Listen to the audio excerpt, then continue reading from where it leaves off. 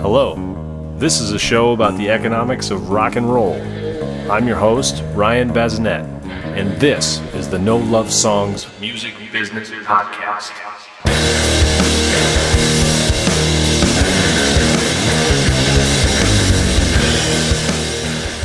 This episode features AJ Tobey of the Brooklyn record label Trash Casual.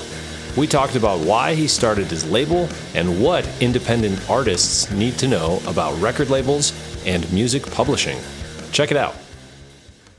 Welcome to the No Love Songs Music Business Podcast. I'm Ryan, and I'm here today with AJ Tobey of Rough Trade Publishing and Trash Casual Records, and we're going to talk about record labels and publishing. So welcome, AJ. Thank you for having me. Stoked to be here.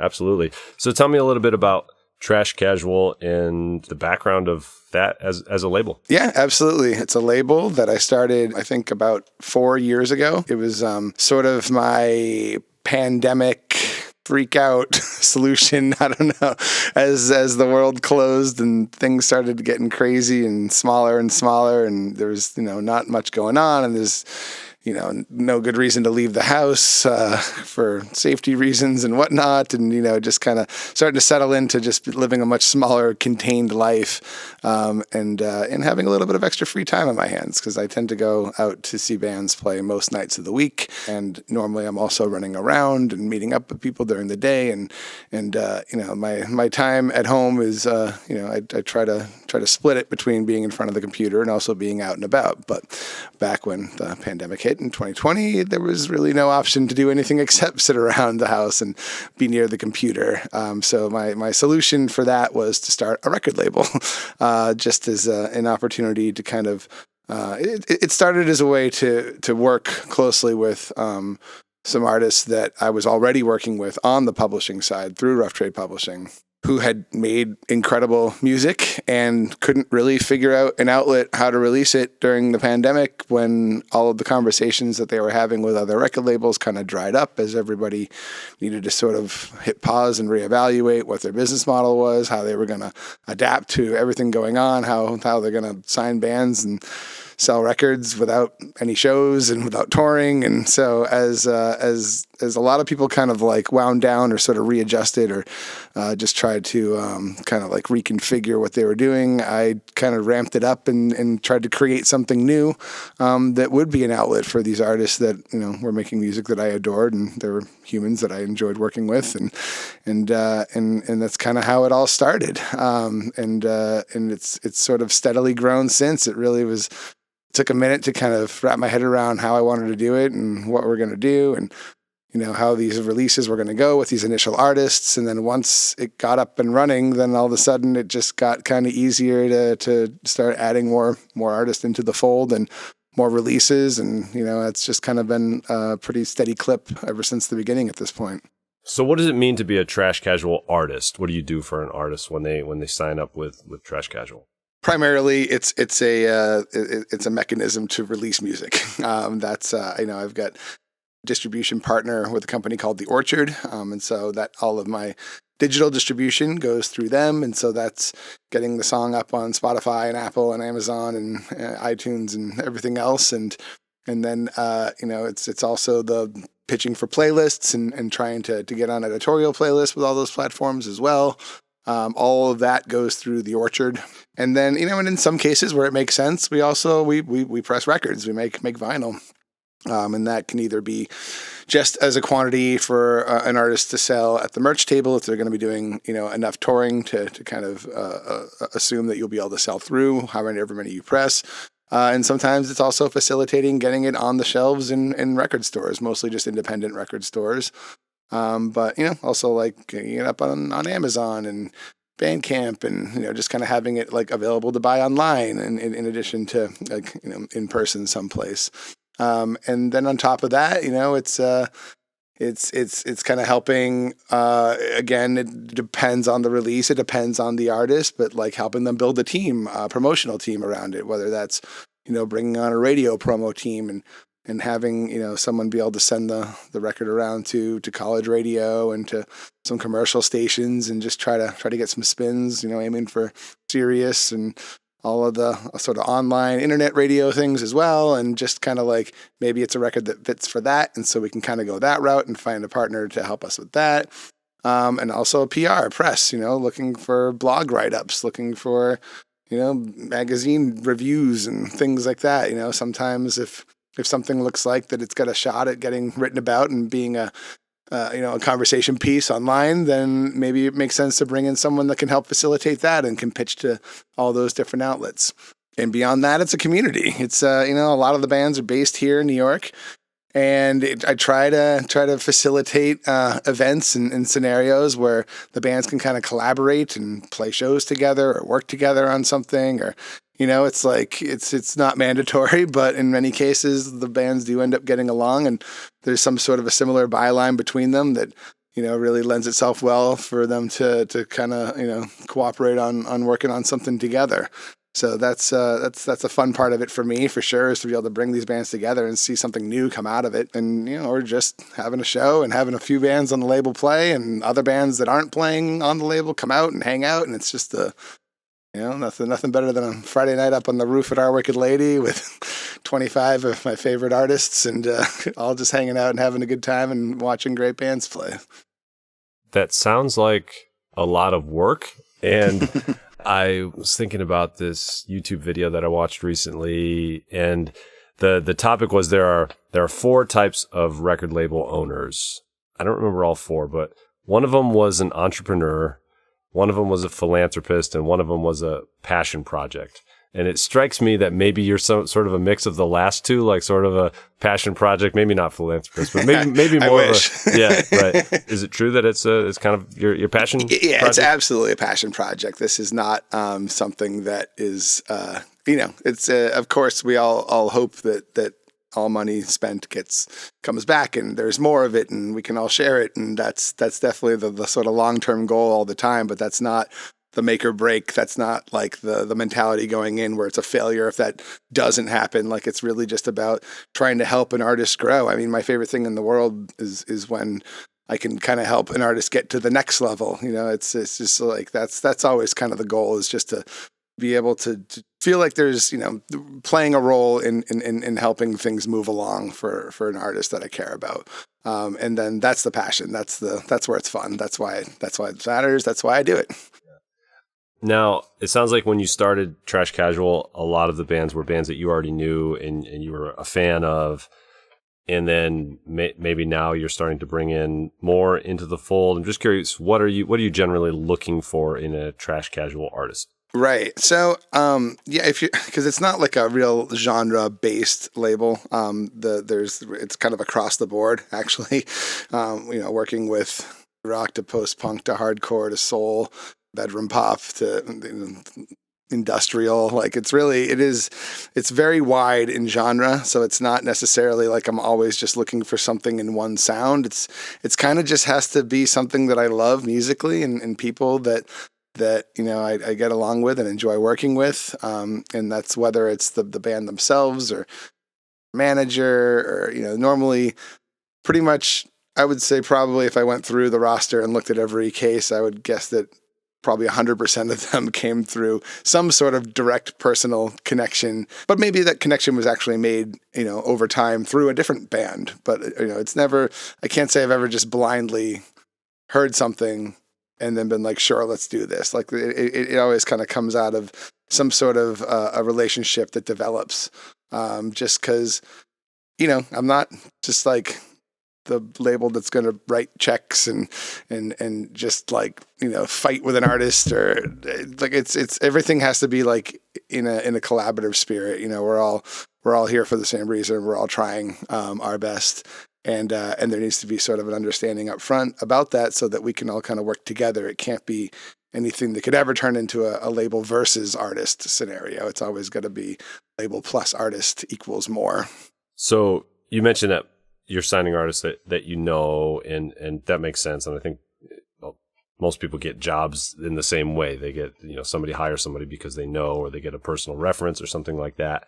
I think that's sort of just true about the world in general and how things work. But at the same time, you mentioned before we started recording all these emails you're getting. I think so. There are bands independent bands out there who are just trying to find a label, right? And so they're sending emails to you. They're probably sending emails to 20 other labels. Who knows?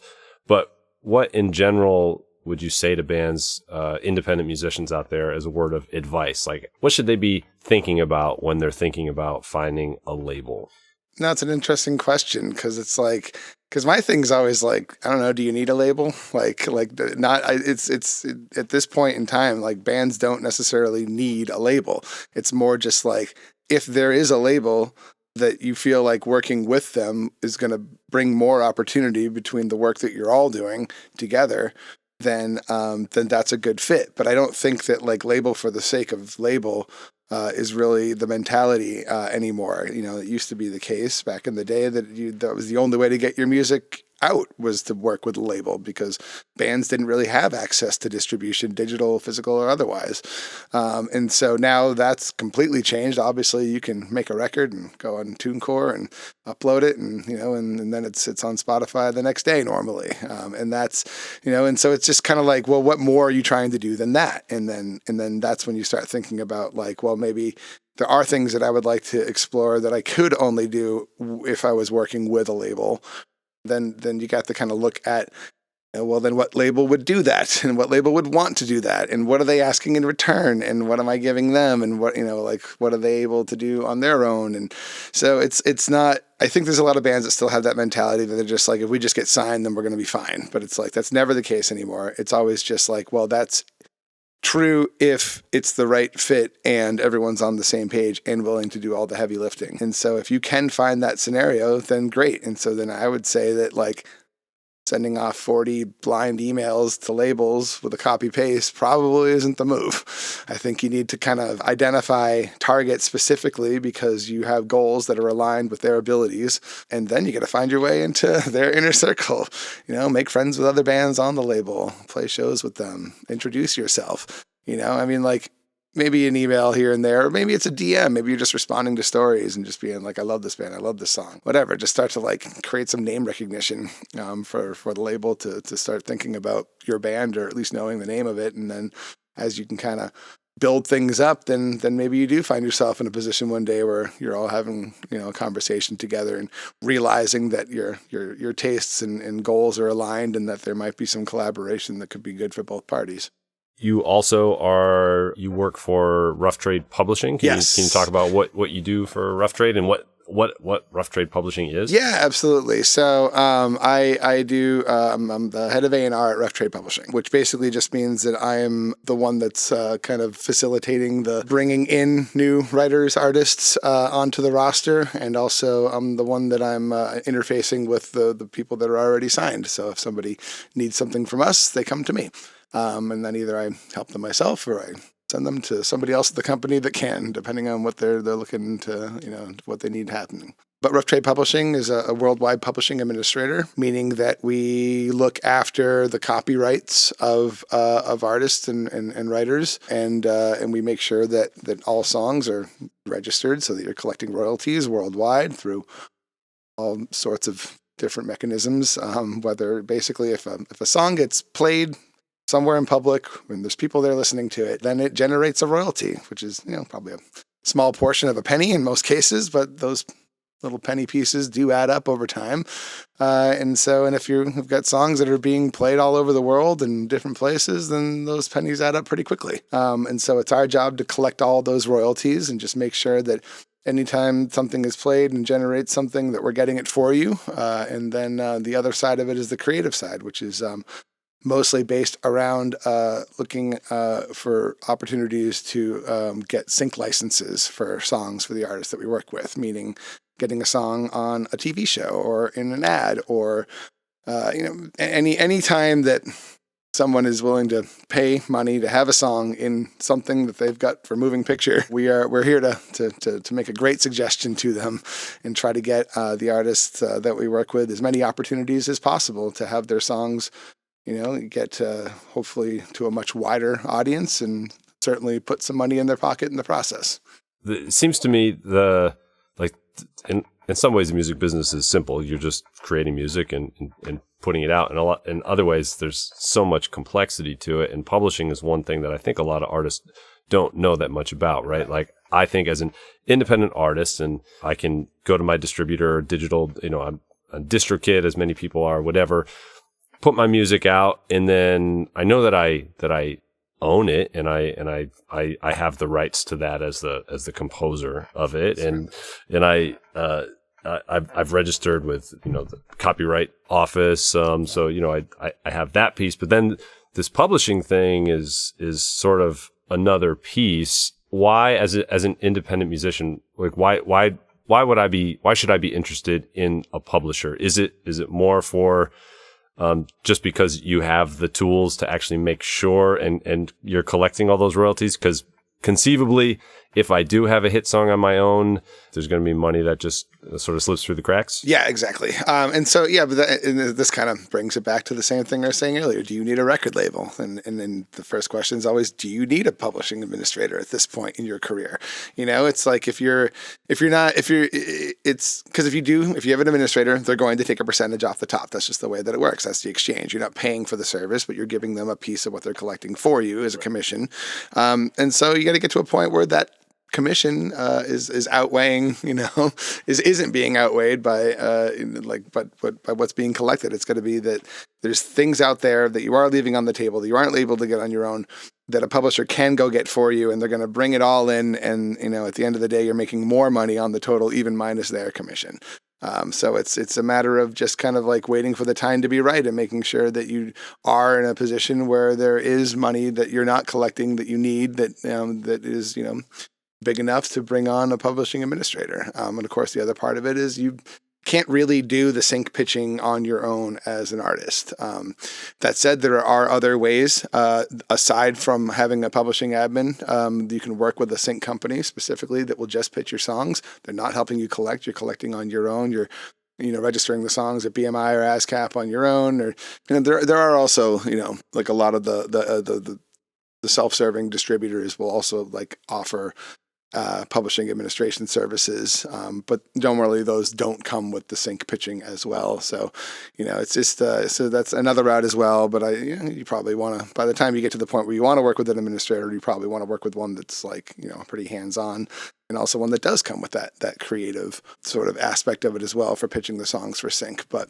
until you're at that point, then maybe you're looking for a company that's just going to help you pitch for sync. Maybe you've got songs that people are really into right now, and it's kind of catching some heat, and it's not really like generating royalties on the back end yet, but like maybe it's going to be great in a TV show, and maybe you are getting the attention of somebody who works on that show with the music, and maybe if we can get it in front of them, then you can get it on it, and then you can go from there. And then there actually are royalties to collect once it's on television. And sometimes it's just like an incremental thing, and you just kind of try to figure out what the immediate goal is, how you're going to get there, who you need to work with in order to get there. And then once you get to that point, then identify the next goal. And so maybe that is just trying to find some sync activity while you build up, the recognition for your band. And then once that hits, then now you're looking for a publishing administrator, because now you get a song that's kind of going viral because of the sync or whatever. It's just, it's always, I feel like everybody always wants to just check all the boxes in the very, like immediately, just like, well, here's the list of all the things that I need, the people that I need on my team. And the truth of the matter is you probably will end up with a much better team if you build it kind of as needed as demand grows for what you're doing. Similar to the question about how does an artist choose a label, and there's the question of, like you said, do you need a label? There's the question also of, do you need a publisher? But if you're an artist and you get to the point where you feel that it is time, how does that happen? Is it similar to the record label thing where it's actually making connections with people? Is it like, don't call us, we'll call you, like the publishers are gonna find you, or is there some sort of pitching? I mean, what does that process look like for an independent artist? Yeah, it's like in my experience anyway, it seems like the publishing kind of comes after there's already some other activity. So either you have signed with a label that is a good fit, and you guys are working together, and you're the energy is growing with what you're building together, and it catches the attention of the publisher. Or you're doing it on your own, you're self-releasing, and you're doing a great job, and again getting the attention. But yeah, I mean, it's again the like just random cold calling thing definitely, it's very difficult because there's, no matter how good you are and how good your email is, there's always going to be a number of artists ahead of you who already have, the attention of a publisher who's looking for it. So no, it's a very similar scenario of just kind of like getting yourself to a point where you're attractive to a publisher, where it's like, no, this is an artist that I think that if we put the time and effort in, because like I said, you're not paying them, they are just taking a percentage. So it's really just it only works for both sides if it's actually successful. So you kind of have to find yourself in a position where a publisher is going to look at you and what you're doing and see it as like, this is a thing that I think is really going to grow. I think this is something we can all work on together and try to get to the next level and get to a point where it's generating income and the songs are being played more widely. So is it safe to say, it sounds like to me, just tell me if it's safe to say that as an artist working with a publisher, it's probably not going to be a direct relationship. There's probably going to be a third party, whether that's a label, whether that's a manager, somebody else who has a relationship with that publisher who can kind of vouch for the artist? Not necessarily. I mean, there's plenty of great bands who are doing awesome things completely on their own. They don't have a label. They don't have a manager. They're out there. They made a great song. People are talking about it because it's great. It's it's maybe even got some playlisting based on like just the attention or just the merit of it on its own. And so then like and that and you're on tour with another band that already has a full team. And I will all the time go check out the opener if it's like, oh yeah, no, I've been seeing that name around a bunch, or I just heard that song on a playlist, or someone sent this to me, or it's like if you're doing all the right things and being really good, you'll just start to kind of get on the radar of the right people. It doesn't have to come through a gatekeeper. It can definitely just be based on the noise you're making for yourself. And yeah, sometimes then you go and like, yeah, I like that song. I'll check out the band. Okay, this band is awesome live. Okay, the songs that they played that aren't out yet, or they sound great. Like, I don't know, I think there's something here. And then, then maybe there's a reason for a publisher to try to get involved early, because they're just like, I want to be in on the ground floor. And I want to help this thing move because I think there's a ton of potential. I think this is an exciting band with great music. I think that we can probably help connect some dots and collect all the money as the whole project grows, and hopefully find some sync opportunities in the meantime. So in that case, then the publisher is going to reach out. So it is kind of like a don't call us, we're gonna find you sort of situation. I mean, again, if you've got a way to get on a radar of somebody, then do it. But but it's probably not just a random email. It's probably going to be because you run into them or they work with somebody that you're friendly with or perform with or collaborate with or whatever. It's just like there's usually got to be some sort of a connection there, because there's a lot of just emails floating around, and it's I know it's difficult. I mean, I have the same problem. I write an email on behalf of a band that I work with, trying to help them get the attention of somebody else that I don't know personally. I most of the time I don't get a response on that either. So it's like, it's not, it's just a matter of there's only so many hours in the day, and there's obviously a lot of artists out there, and the number of companies and the people that work at them is maybe a little bit smaller now than it was a few years ago. And it's just, it's the sheer volume alone. It's just, it's a bit of a numbers game when it comes to that. So you just got to sort of find a way to get yourself on top of the pile and get in front of somebody. And yeah, unfortunately, more times than not, it's going to take more than just a couple of emails with a link in it. Yeah, as they say, the music business is a people business, so you really need to be talking with people. Yes, well, yeah. Forming relationships. Yeah, absolutely. I mean, that's also, the point of the making music and trying to connect with people on that level. It's a personal, it's kind of top to bottom thing. It's all, that's why anyone that's working in music at this point, we're all in it because we love music. It's not, a get rich quick scheme. No one's just grabbing for it just because it seems easy. Everyone's doing it because there's actual passion here. And so, at the end of the day, if you are the best band on the bill and people are there to see you play, you're going to end up getting attention off of it. Like that is why we're all here. That's why we love doing this.